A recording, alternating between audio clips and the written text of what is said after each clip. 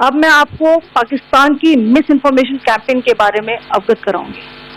पहला, पाकिस्तान ने यह क्लेम किया कि उसने अपने JF-17 से हमारे S-400 व ब्रह्मोस मिसाइल बेस को नुकसान पहुंचाया, जो कि बिल्कुल गलत है। दूसरा, उसका यह भी मिस इन्फॉर्मेशन कैंपेन था कि हमारी एयरफील्ड, जो कि सिरसा, जम्मू, पठानकोट, बठिंडा, नलिया और भुज में है, ये उसका मिस इन्फॉर्मेशन भी बहुत गलत है।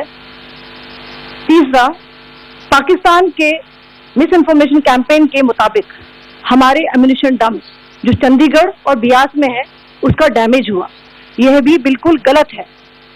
हमने आपको मॉर्निंग ब्रीफिंग में बताया था विद फैक्ट्स एंड फिगर के साथ कि ये सारी चीजें बिल्कुल सही सलामत हैं।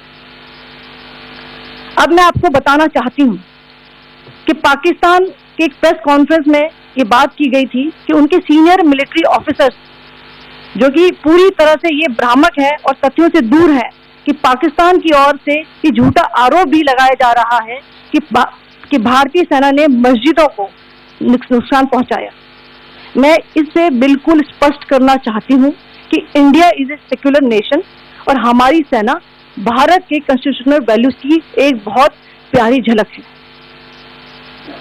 इंडियन आर्म फोर्सेस ने पाकिस्तान को बहुत भारी नुकसान पहुंचाया, उनके मिलिट्री इंफ्रास्ट्रक्चर्स को, चाहे वो लैंड एसेट्स हो या फिर उनके एयर एसेट्स।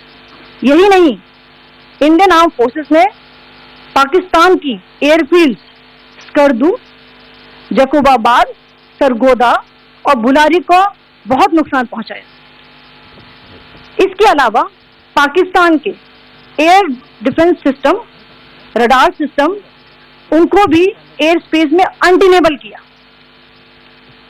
यह भी बताना चाहती हूं कि लाइन ऑफ कंट्रोल के पास पाकिस्तान के command and control, logistic installation और उनके मिलिट्री इंफ्रास्ट्रक्चर, मिलिट्री पर्सनल का इतना भारी नुकसान हुआ कि पाकिस्तान की ऑफेंसिव और डिफेंसिव कैपेबिलिटी को नष्ट कर दिया गया। अंत में मैं फिर से ये बात दोहराना चाहूंगी, इंडियन आर्म फोर्सेस पूरी तरह से तैयार है, सतर्क है और भारत की संप्रभुता और अखंडता की रक्षा के लिए पूरी तरह से कमिटेड है। धन्यवाद। जय हिंद।